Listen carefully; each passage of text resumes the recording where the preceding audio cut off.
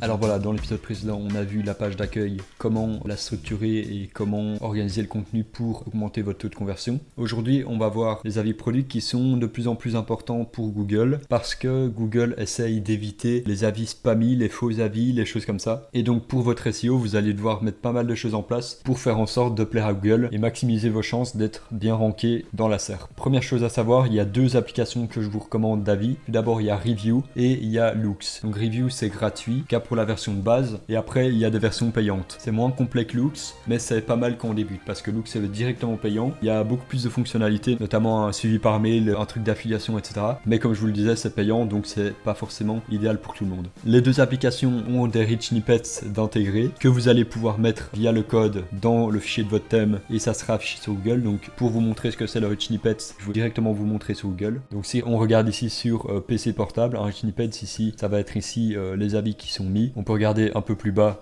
Si on envoie, voilà ici il y a un rich snippet, donc on voit 7524 avis, une note moyenne de 4,1, et alors vous avez les étoiles juste ici. Ça c'est un rich snippet et avec un bout de code, vous pourrez le mettre dans le fichier de votre thème pour que ça soit affiché. Les deux applications le prennent en compte, donc c'est pour ça que je vous recommande les deux pour le SEO. Avec le thème Fast SEO, donc qui est en description, les rich snippets sont intégrés de base, donc vous n'avez pas besoin de modifier le code ou quoi que ce soit. On a déjà tout intégré pour que vous n'ayez pas à le faire. Alors pour vous montrer les avis, comment ça se passe, on va regarder ce que Google en dit. Donc ici on est sur le site de Google des développeurs et pour toutes les informations sur le SEO et tout, c'est le site que je vous recommande parce que c'est le site officiel où toutes les informations sont véridiques et en fait tous les sites de review annexes de SEO qui parlent de SEO, etc. vont se baser sur ces informations là. Donc si vous voulez aller à la source directement, c'est ici que ça se passe. Grossièrement, qu'est-ce que dit cet article? En gros, ils disent qu'ils vont préférer les avis qui soient complets, où l'auteur est qualifié et où les informations soient factuelles. Donc on regarde ici, ils disent que nous avons découvert que les internautes préfèrent les avis sur les produits qui reposent sur des recherches approfondies plutôt que des contenus informatifs qui se contentent de regrouper un ensemble de produits. Donc en gros, ils veulent faire en sorte que dès qu'on ait des avis, ils puissent réellement aider la personne à en savoir plus plutôt que des contenus qui sont pas informatifs et qui vont être beaucoup trop vendeurs ou avec des termes qui vont pousser à l'achat, etc.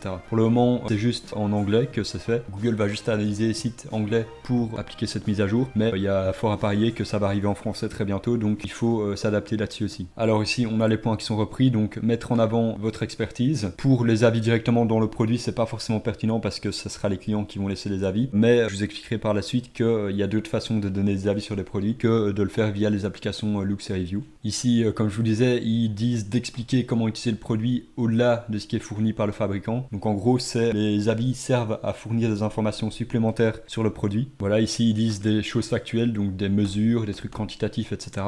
Expliquer ce qui différencie le produit des concurrents. Montrer du coup plusieurs produits et expliquer pourquoi est-ce que certains sont mieux pour certaines circonstances et d'autres sont mieux pour d'autres. Parler des points forts, points faibles, etc. Et là, il y a d'autres caractéristiques, mais bon, qui sont moins importantes. C'est vraiment, en gros, les points au-dessus qui vont être importants pour votre ranking. Donc, c'est apporter des informations supplémentaires qui soient factuelles. Ici, on peut aller voir un site qui a fait une comparaison par rapport à deux sites. Donc, ce sont deux sites qui font des avis. Ici, on parle d'avis de type affiliation, donc ils font des articles sur des produits et ils redirigent vers des produits d'affiliation. D'un point de vue SEO, c'est ce qu'on a vu dans un précédent épisode avec le contenu commercial. Donc, le but, c'est de faire des articles sur des produits ou des collections pour en parler et pour recommander tel ou tel article à des visiteurs. Ça peut être pas mal aussi pour des backlinks de faire des articles. Imaginons que vous faites un échange de liens avec un autre site. Je vous explique ça dans un prochain épisode sur les backlinks. Au lieu de juste qu'ils mettent votre lien dans un article totalement aléatoire, mais il va vous faire un article qui soit un avis sur votre site, sur vos produits, etc. qui soit optimisé selon les critères Google que je vous ai énoncés juste avant et du coup qui vont aider les utilisateurs à faire un choix transactionnel. Donc ça s'appelle un article commercial. Ici, pour revenir à la comparaison, donc en gros, ils ont comparé deux sites, il y en a un qui a sous-performé et il y en a un qui a sous-performé par rapport à la mise à jour des avis qui a lieu ici. Donc celui qui a sous-performé, qu'est-ce qu'il a fait? C'est qu'il a fait des reviews qui étaient beaucoup trop vendeuses. Donc ils ont utilisé des mots qui poussaient à l'achat et qui n'étaient pas forcément objectifs par rapport à l'intention d'informer l'utilisateur sur le produit. Donc ici, ayez des résultats rapides et délicieux avec ces recettes. Ça n'informe pas du tout sur ce micro-ondes et c'est du vocabulaire qui est trop vendeur. Donc ici, ils le disent bien, c'est un sales speech, donc un discours de vente quoi. Ici, même chose, on a quelque chose qui est un texte qui est assez subjectif et qui est là pour vendre, donc vous le voyez par vous-même. Pourquoi ne pas passer à l'étape supérieure avec cet excellent micro-ondes machin.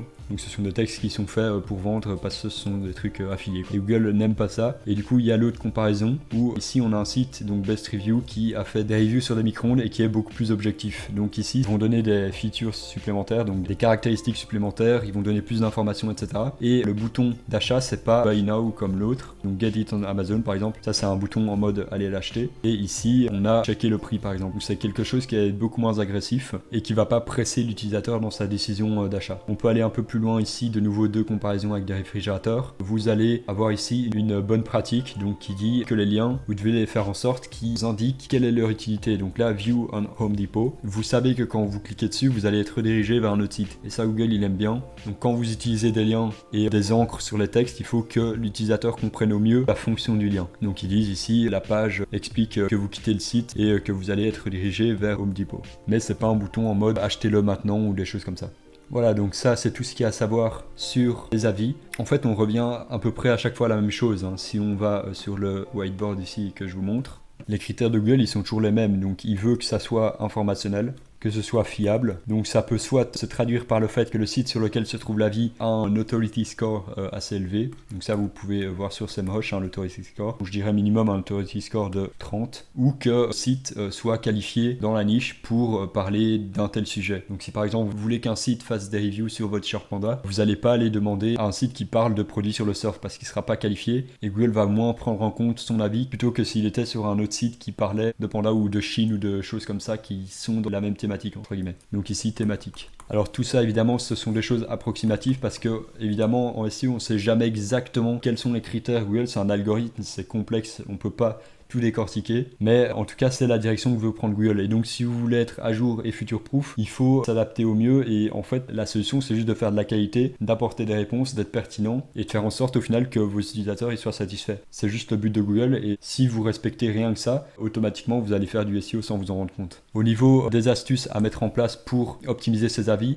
on va vouloir dès qu'un client a acheté, vous envoyez par exemple 30 jours plus tard, vous envoyez un mail lui demandant de mettre un avis. Et alors là vous demandez pas juste mettez un avis machin etc. Vous le guidez dans sa rédaction d'avis. Donc vous lui dites qu'avez-vous pensé de la qualité, qu'avez-vous pensé de la livraison, quels sont les plus et les moins du produit et quelles sont vos suggestions par exemple. Et en fait, rien qu'en faisant ça et en demandant ça dans le mail, vous allez aider l'utilisateur à écrire un avis qui soit beaucoup plus long que juste bon produit ou des choses comme ça. Et tout seul, il va ranker votre site sans que vous ayez rien à faire. Donc c'est des mails, ça se fait automatiquement. Vous le faites avec Klaviyo ou d'autres logiciels de ce genre. Et puis tout ça, ça tourne en automatique si derrière vous avez des produits qui sont de qualité, etc. Pour avoir des produits de qualité et qui sont uniques, je vous rappelle que vous avez Zero One Supply. Donc il y a une application Shopify qui vous permet de vous connecter à des fournisseurs. Vous allez trouver des fournisseurs sur Etsy ou même dans votre quartier, dans votre ville, où vous voulez.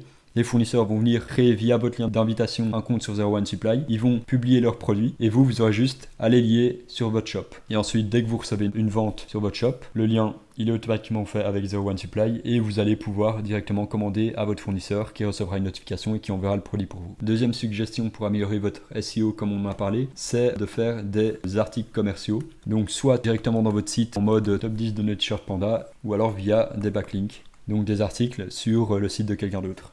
Justement, en parlant de backlinks, c'est ce qu'on verra dans le prochain épisode, donc pensez à vous abonner parce qu'on va parler de ça plus en détail et je vais vous expliquer pas mal de choses. Au niveau des applications Loox et Review, normalement aujourd'hui il y a 2 épisodes à ce propos qui sortent, donc où je vous explique comment installer les applications, comment les utiliser, etc.